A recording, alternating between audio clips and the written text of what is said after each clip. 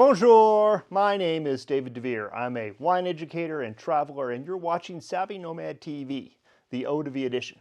This is day 5 of the Costco Wine Advent Box.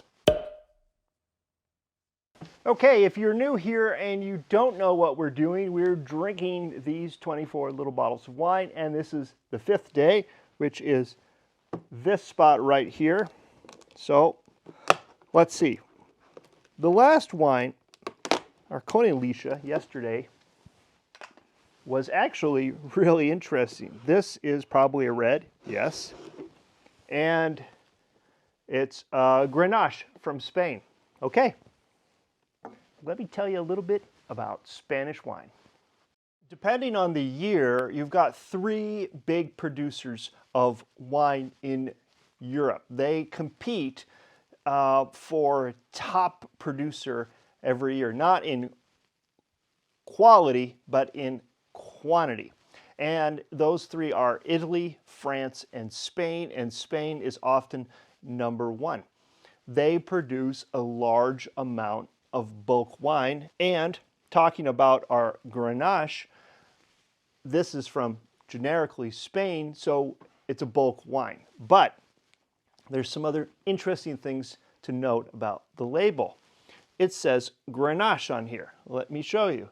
See, it says Grenache. Okay, why am I keep saying Grenache? Well, because in Spanish, the grape is Grenacha.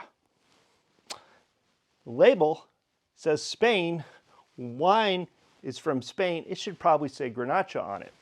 And actually, the grape is from Spain. When it moved over to France at some point in time, you know, this area of the Mediterranean, this southern area, and I'll get to the geography in a minute, was trading grapes back and forth, and you know, it goes all the way back to the Phoenicians. You try to figure out exactly who grew what where, but we do know from DNA evidence that Grenacha is from Spain, and when it goes to France, they call it Grenache. Okay, geography. The area that the Grenacha grew up, evolved, and still produces some of its best examples is in Catalonia. This is the capital city. There is Barcelona, so we're just south of the border with France on that crescent of the Mediterranean. You move up into a little bit in the hills and a little south of Barcelona, and you've got an area called Priorat. And in the 1100s, some Carthusian monks moved up into this area. Priorat means priory, and they started planting vineyards and making grapes and living their humble little lives as winemakers. The Carthusians, by the way, are a particularly thirsty group. They also developed the liqueur called Chartreuse, and it's named after them. And of course, the color is named after the liqueur. Okay, anyway. Priorat makes great Grenache, and if you can find a bottle from Spain that says Priorat on it, it'll most likely be a blend of Grenache and Carignan.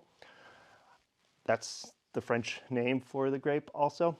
I believe the Spanish name is my Spanish is not very good. I'll just put the word here. Okay.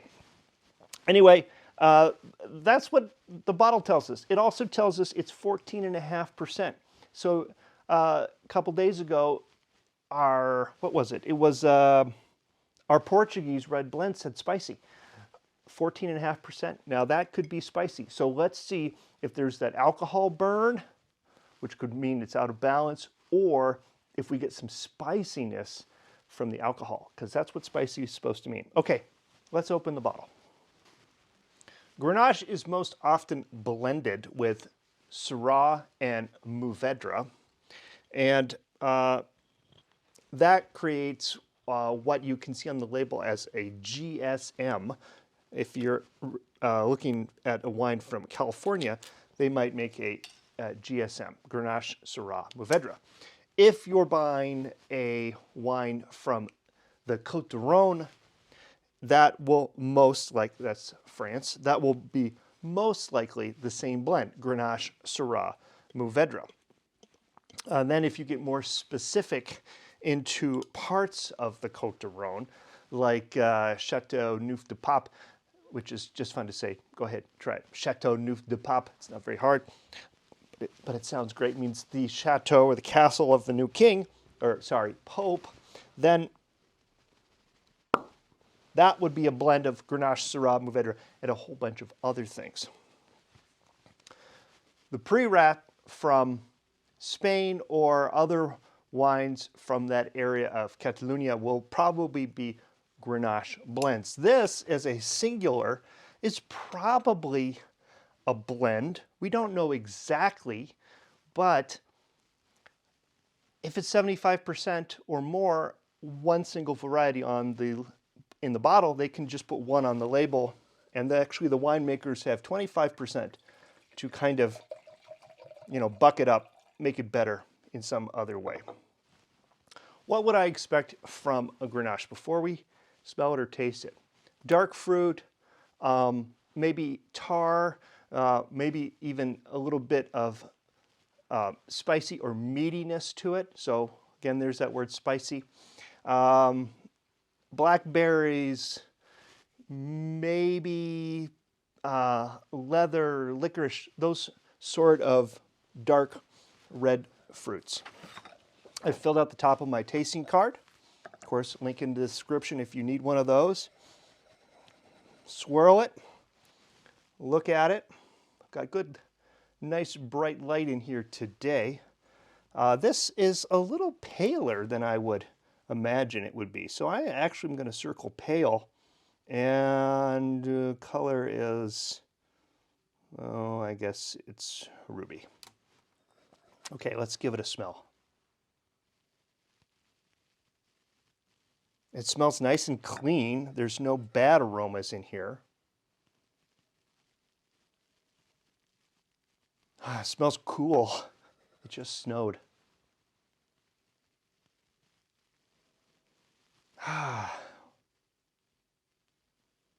Boy, I don't get much. Now, red wines are less aromatic than whites, but it doesn't smell faulted, but there's not much in there. I'll give it a 6. Let's try it.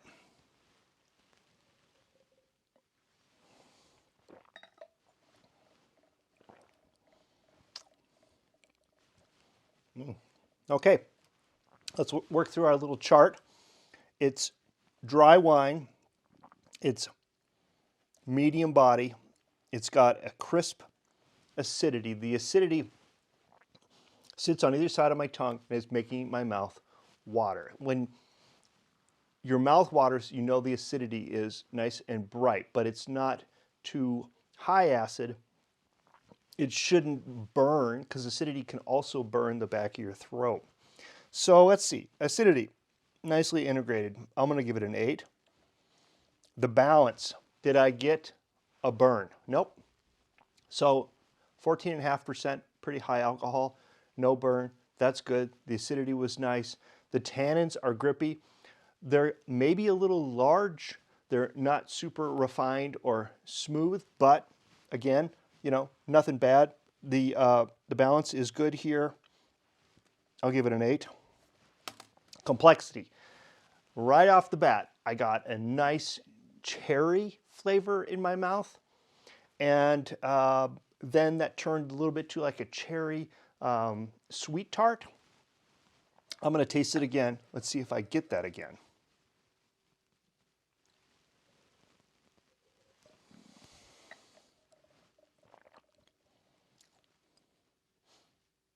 Yeah, that's good. Cherry sweet tart. So, complexity, multiple distinctive flavors. All right, I'll give it a 7. And the finish. Is it pleasing? Yes. Is it long? Yeah. Is it too grippy? No. That's the tannins. I don't want to have my lips stuck to everything. This is probably a good wine for food with protein. So, or something fatty. We're going to try this with the cheese later. I think it's going to probably go all right. I'm going to go long finish and I'll give it a 7. Adds to the sensation. Okay, I'm going to go do my math. Okay, here are my final scores for our Spanish Grenache. Aroma 6, acidity 8, balance 8, complexity 7, finish and length 7. 36 points, add that to 50 and you've got 86 points.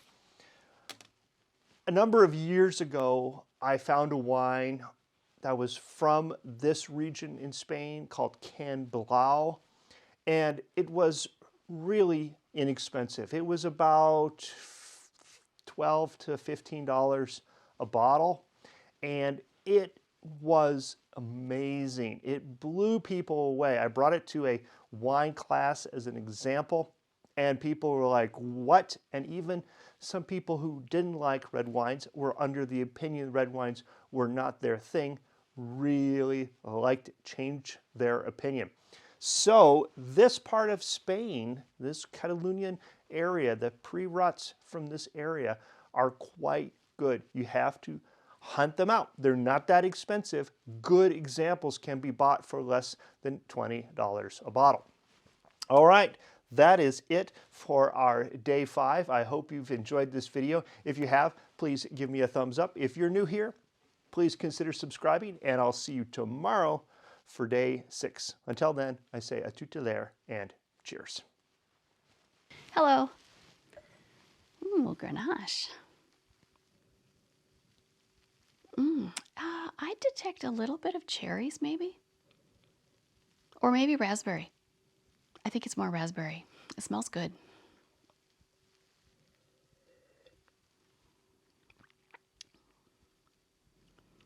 Oh, I just brushed my teeth, so that didn't go that well. But really fruity. Light, I think it would go good with lunch. Cheers.